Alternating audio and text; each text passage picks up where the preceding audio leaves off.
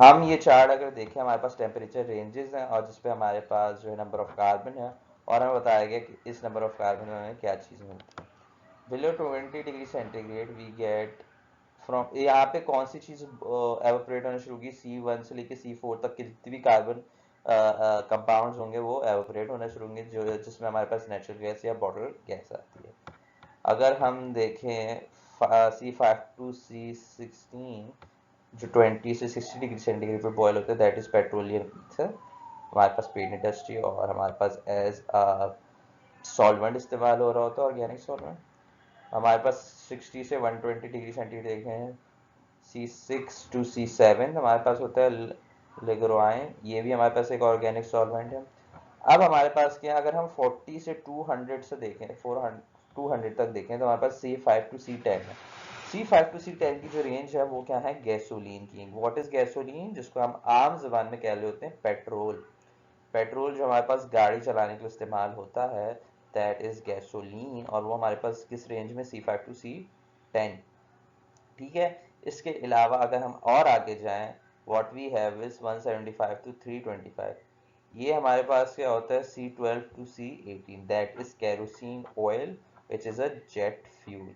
Kerosene oil हमारे पास जो jet fuel होता है, जो हमारे पास जेट फ्यूल जहाज़ों को चलाने के लिए इस्तेमाल होता है, तो वो भी हमें किससे मिलता है, पेट्रोलियम से। ठीक है ना। इसके अलावा अगर हम देखें C250 degree centigrade to 400 degree centigrade, हमें 12 कार्बन और हायर मिलते हैं। वो हमारे पास क्या हैं, गैस ऑयल हैं, फ्यूल ऑयल हैं और डीजल है। डीजल जिससे हमारे पास बड़ी जो गाड़ियाँ होती है, जो बड़े हमारे पास जो ट्रक्स होते हैं, वो किससे चलते हैं, डीजल ऑयल से। ठीक है। तो आपके पास जो है में आपको जो रेंजेस और जो याद करने की ज़रूरत है, जो एग्जाम में अमूमन पूछी जाती है, that is this and this. ये आपको रेंजेस पता होनी चाहिए, एग्जाम में अमूमन पूछी जाती है। सही है ना। इसके अलावा हमारे पास नॉन वॉलेटाइल लिक्विड है कि हम 400 डिग्री सेंटीग्रेड तक बॉइलिंग करेंगे, उसके बाद हम नहीं कर रहे होते। ये जो बच जाता है C20 से higher, that is grease, lubricant, wax, asphalt और टार। ये हमारे पास लिक्विड कंपोनेंट होता है जिसकी इंडस्ट्री में अपनी अलग इंपॉर्टेंस है। ठीक है ना। हमारे पास ग्रीस, वैक्स और टार की एक अपनी इंपॉर्टेंस है हमारे पास इंडस्ट्रियल में, और जिसको हम बात। Then what we have is cracking. When higher molecular mass long chain alkanes are subjected to heat above their boiling point, they are broken down to produce smaller alkenes and hydrogen.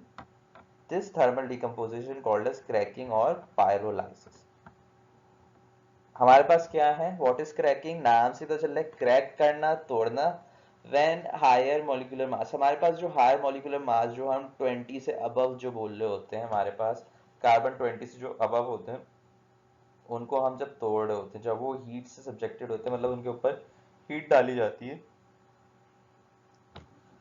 हमारे पास above there boiling points, तो हमारे पास क्या होता है, वो उनकी जो long chains होती हैं वो टूट जाती हैं स्मॉलर चेन्स के अंदर, और वो हमारे पास क्या कहलाता है, वो ये प्रोसेस कहलाता है थर्मल डिकम्पोजिशन, क्रैकिंग और pyrolysis. Pyro means fire, lysis मतलब ब्रेक डाउन। तो फायर के थ्रू आप ब्रेक डाउन कर रहे होते हैं ना, फर्नेस। ठीक है, भट्टी में। अच्छा, फायदा क्या होता है, हम क्रैकिंग क्यों कर रहे होते हैं, हमारे पास अगर हम, आप अगर इसे देख सकें, या आप बुक में हम पेज नंबर जो है,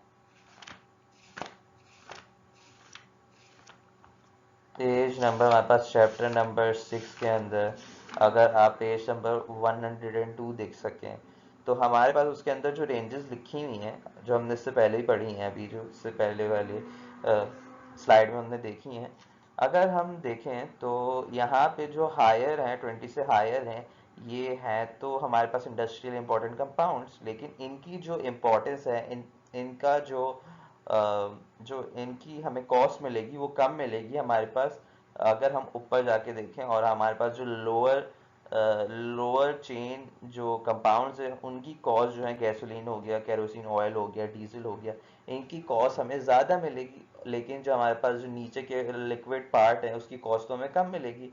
तो हम क्या करते हैं, ये क्या करते हैं, क्रैकिंग करते हैं। लॉन्ग चेन, बड़ी चेन्स को हम तोड़ के छोटी चेन्स में करते हैं। ये छोटी चेन्स होती हैं, इनकी जो होती है वो, इनकी जो कॉस्ट होती है, जो मार्केट वैल्यू होती है वो ज़्यादा होती है, जिससे जो इंडस्ट्रियलिस्ट होता है उसको ज़्यादा फ़ायदा होगा। तो हमारे पास क्या होता है, हम इन बड़ी चेन्स को छोटी चेन्स में कन्वर्ट कर रहे होते हैं ताकि इनकी कॉस्ट जो है वो बढ़ जाए। सही है ना। अच्छा, cracking was splitting of large alkenes of less volatility to small molecule of high volatility on heating at high temperature and pressure in the presence of catalyst. हम क्या कर रहे होते हैं, हाई मॉलिक्यूलर वेट जो होते हैं उनको तोड़ के लो मॉलिक्यूलर वेट वाले कंपाउंड्स में कन्वर्ट कर रहे होते हैं। अब इसमें हमारे पास जो जितनी हायर होती है, आपको पता है वॉलेटाइल का मतलब क्या होता है, हमारे पास वॉलेटाइल का मतलब ये होता है जो रूम टेम्परेचर पे चीज उड़े, ठीक है ना, वेपोरेट, उसको हम क्या कहते हैं, वॉलेटाइल।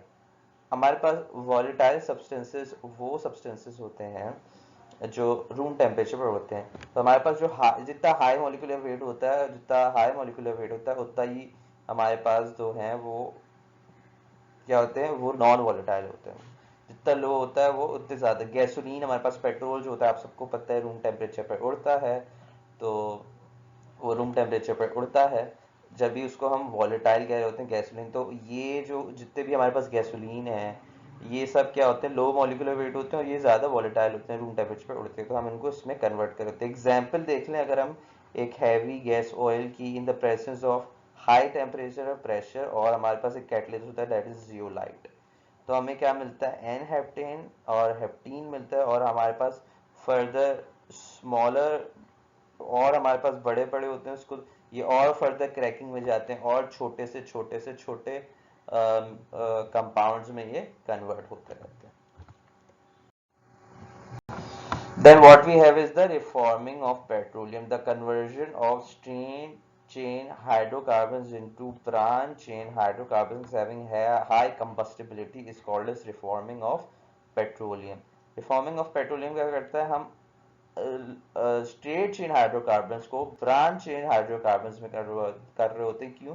कि उनकी कंबस्टिबिलिटी ज़्यादा होती है। पेट्रोल ने इंजन में जाके जलना होता है, जलने से हमारे पास जो है वो इंजन चलता है, हमारे पास हमें एनर्जी मिलती है और गाड़ी चलती है, ठीक है ना। हमारे पास क्या होता है, तो इसलिए हम कन्वर्ट, तो जितनी ज़्यादा अच्छी कंबस्टिबिलिटी होगी, जितना अच्छा वो जलेगा, उतना ही अच्छा वो फ्यूल कहलाता है, ठीक है ना। जितना कम मिकदार में वो ज़्यादा जलता है, उतना ज़्यादा वो हमें क्या देता है, माइलेज देगा, हमारी गाड़ी उतनी ज़्यादा चलेगी, ठीक है ना। तो ये हमें कैसे मिलेगा, हम जब ब्रांच चेन में उसको कन्वर्ट करेंगे, that is called is the reforming of petroleum. By the process of reforming the octane number of gasoline is improved. This reforming is carried out in the presence of a catalyst. Heat और catalyst की मौजूदगी में हमारे पास ये process हो रहा होता है। इससे हम क्या कर रहे होते हैं, उसका ऑक्टेन नंबर जो हो रहे हैं वो बढ़ा रहे होते हैं। जितना ज़्यादा ऑक्टेन नंबर होगा हमारे पास, उतनी अच्छी हमारे पास इसकी कंबस्टिबिलिटी होगी, उतना अच्छा चलेगा, उतना कम ये लगेगा, उतना ये कम मिकदार में लगेगा, और उतनी ज़्यादा ये गाड़ी को हमें रवानगी देगा, ये चलाएगा उसको।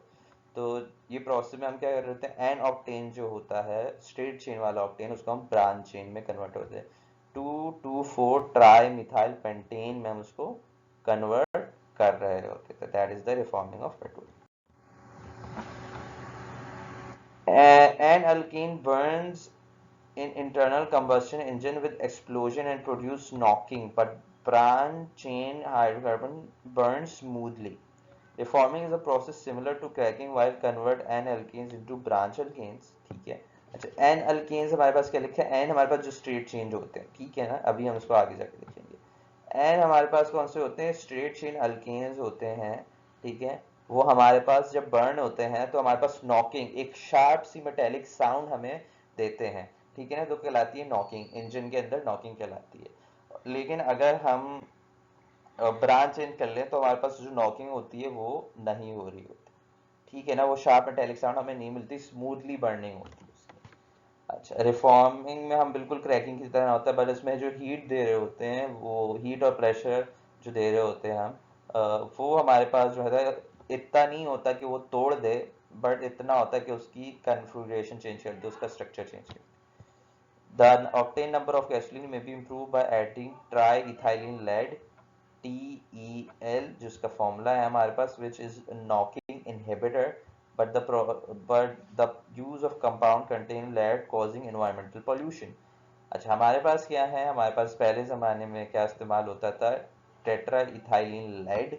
टेट्रा इथाइलिन लेड हमारे पास ये नॉक इनहिबिटर होता था, इससे हमारे पास जो है वो नॉकिंग, जो शार्प मेटेलिक साउंड होती थी, जो इनकम्प्लीट कंबशन की वजह से होती, इनकम्प्लीट बर्निंग की वजह से आती थी हमारे पास वो, तो उसको ख़त्म करने के लिए हम टेट्रा इथाइलिन लेड इस्तेमाल करते हैं। लेकिन ये लेड होता है जो इन्वायरमेंट को ख़राब करता है। तो हमारे पास आज के ज़माने में, इस मॉडर्न ज़माने में नए हमारे पास एंटी नॉकिंग एजेंट्स हैं जो क्या करते हैं, जो हमारे पास इन्वायरमेंट फ्रेंडली होते हैं, इन्वायरमेंट को ख़राब नहीं करते।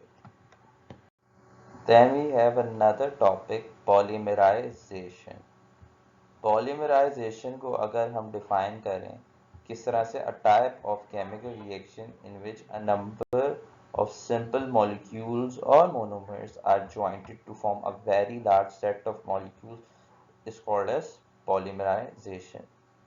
डिफाइन करना चाहें पॉलीमराइजेशन को, हम क्या कहेंगे, ये इमेज देखें, हम छोटे छोटे जो सिंपल यूनिट्स होते हैं हमारे पास वो कंबाइन होते हैं आपस में, और एक कड़ी की तरह, एक चेन की तरह हमारे पास एक बड़ा मॉलिक्यूल बनाते हैं जो कहलाता है पॉलीमर। मोनोमर से पॉलीमर बनना कहलाता क्या है, पॉलीमराइजेशन। ठीक है ना।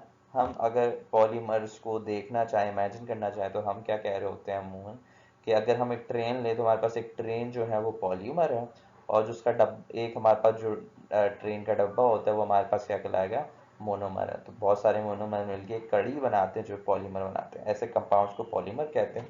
और पॉलीमर्स बनाना, उस प्रोसेस को कहते हैं पॉलीमराइजेशन।